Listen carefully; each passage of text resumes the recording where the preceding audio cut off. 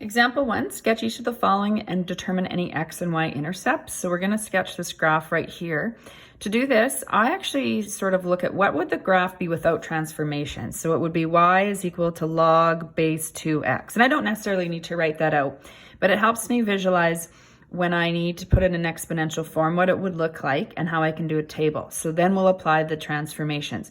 So we're going to put in exponential form and get 2 to the y equals x. And this gives me some numbers to work with. So remember, with log functions, we choose y values and we plug that in. So 2 to the negative 2 is 1/4, 2 to the negative 1 is 1/2, 2 to the 0 is 1, 2 to the 1 is 2, and 2 squared is 4. Now, I can plot these points if I need to, and then erase that after, and then just count right 1 or up 3. And that's often a strategy I work with. Another strategy, we've seen that one lot. So another strategy, if you use mapping notation, it depends on the number. So I'll probably kind of decide based on each question. But this one, if I just move it right 1, I could easily add 1 to these. This would be 1 1/4, 1 1/2. So I could add 1 to each of these and plot these points and save me from having to plot it twice. And then up 3, I would add 3 to each of these. So again, that's easy enough to do as well. So let's just, because that was the math, the arithmetic was easy enough, let's just plot that and we don't have to plot this and then do our counting, though both strategies is fine. The other thing to keep in mind is that you're going to normally have a vertical asymptote at x equals 0. So if you've moved this to the right one, that moved as well. And I often like to draw that in first because it helps me as a guide, almost like a new axis to work with. So x equals 1, you want to label your asymptotes and put arrowheads on them. So we're going to plot now 1 1/4. So we'll just off the asymptote a little bit, and 1. 1 1/2 and 2. 2 and 3. 3 and 4.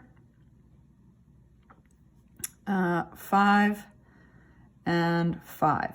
Now I have a little bit more room, that's fine, but if I wanted to see what would happen, it's okay to add to your table, whether you need to plot this point or not, but if you did plot another point, you could add to that table as well.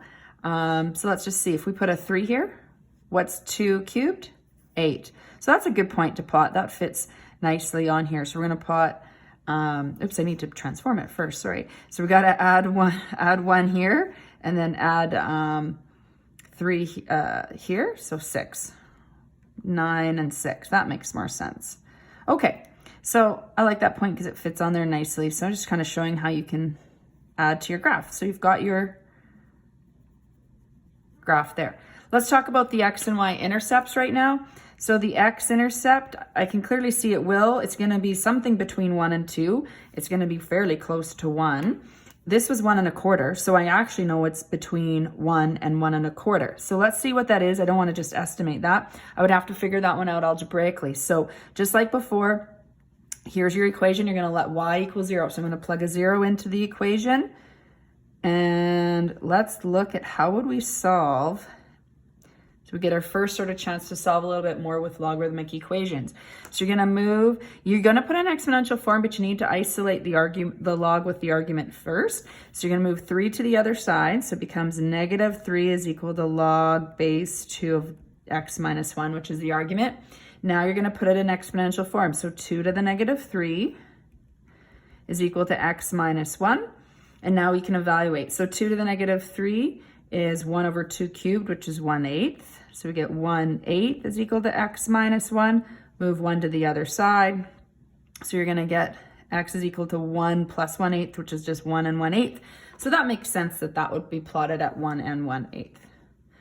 Y-intercept, I don't have a lot of room here, but I don't need a lot of room because if you take a look at your graph, you're not going to have a y-intercept. You've got an asymptote here, so there is none. So you don't need to go ahead and even try and find one.